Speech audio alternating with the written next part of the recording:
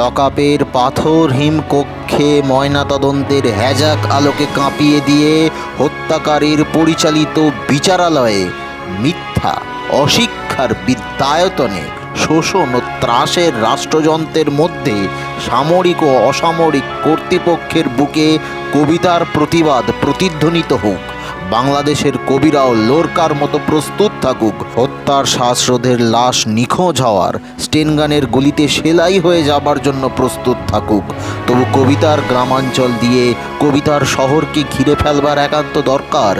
এই মৃত্যু উপত্যকা আমার দেশ না, এই জল্লাদের উল্লাস মঞ্চ আমার দেশ না, এই বিস্তীর্ণ শ্মশান আমার দেশ না, এই রক্তস্নাত কসাইখানা আমার দেশ না। আমার দেশকে ফিরে কেড়ে নেব, বুকের মধ্যে টেনে নেব।